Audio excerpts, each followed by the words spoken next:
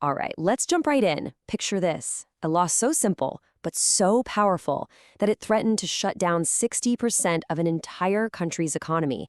And this isn't some made-up story. This really happened. It was a massive legal showdown in the Philippines back in 1925. A huge fight over language, money, and really the power of the courts themselves. You know a case is a tough one when even the Supreme Court admits it's in a tricky spot. This was so messy, so dangerous, that the court itself said the law stood in the shadowland betwixt constitutionality and unconstitutionality. I mean, they were basically saying, we have no idea what to do here. This was, to put it mildly, one of the hardest calls they ever had to make. So what was this all about? Well, let's set the scene. We're in the Philippines, in the 1920s, a super busy center for trade.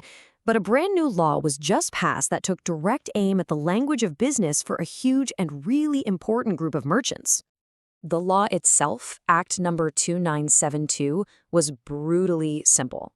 It said that it was now a crime for any merchant to keep their accounting books in any language that wasn't English, Spanish, or a local dialect.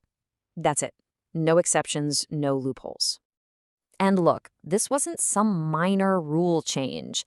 This law immediately put the livelihoods of almost 12,000 Chinese merchants in jeopardy.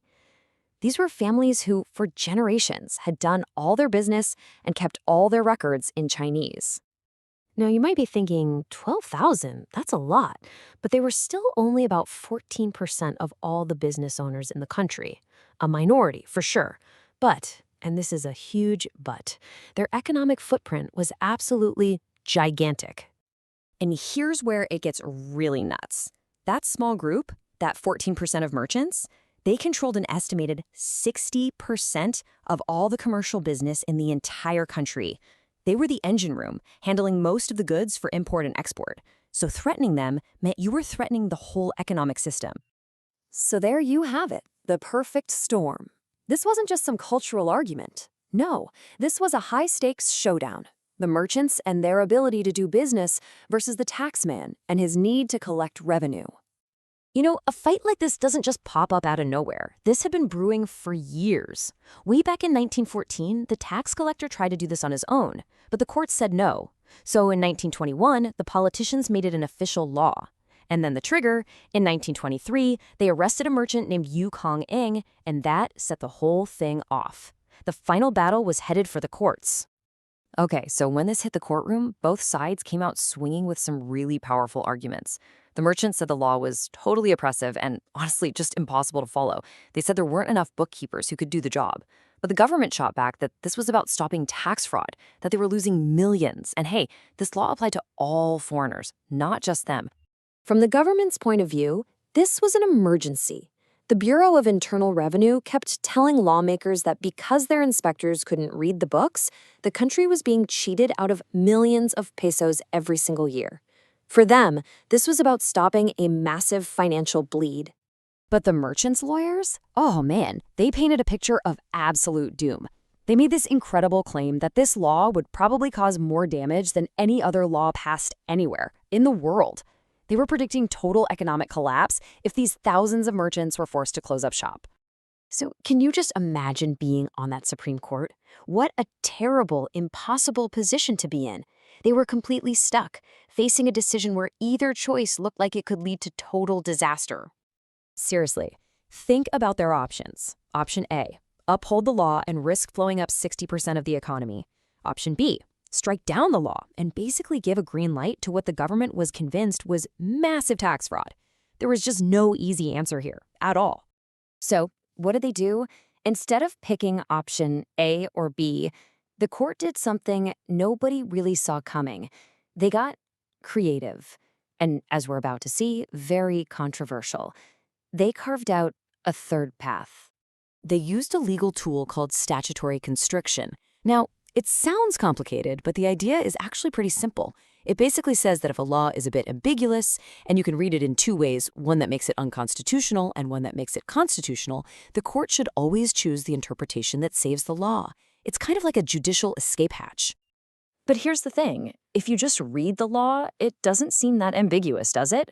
It says it's unlawful to keep its account books in another language. That sounds pretty clear, like it means all the account books, right? But this is where the court pulled a rabbit out of a hat, or where they went too far, depending on your view.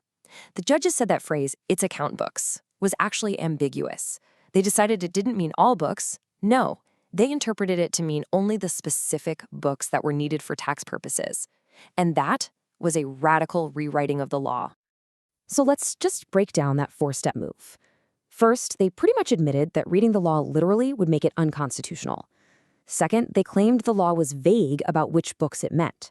Third, they used that so-called vagueness to narrow the law's meaning way down.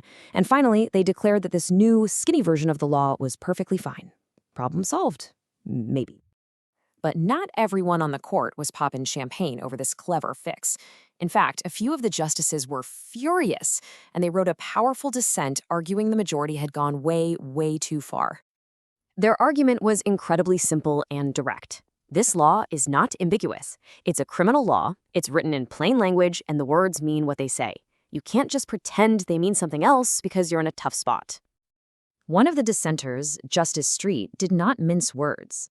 He flat out accused the other judges of acting like politicians instead of judges. He wrote, quote, that the court is here exercising the mere role of a legislator is very obvious. Wow, that is a major accusation to make against your own colleagues. Another justice, Justice Johns, piled on. He brought up a fundamental rule of law, which is that you can't just change the meaning of a criminal law through creative interpretation. He argued that you have to stick to the plain meaning of the words, especially when you're talking about a law that can land someone in jail. And this really gets to the heart of what the dissenters were saying. They believe the majority knew the law was unconstitutional, but instead of just striking it down and throwing it out, they took the broken pieces and built a brand new law of their own design. And that's something a court is never supposed to do. And so that leaves us with the big, unanswered question. Was this a moment of judicial brilliance, a clever compromise that saved an economy from total ruin? Or was it a dangerous abuse of power, where judges just rewrote a law they didn't like, completely blurring the line between interpreting law and making it? It's a debate that is just as relevant today as it was almost 100 years ago.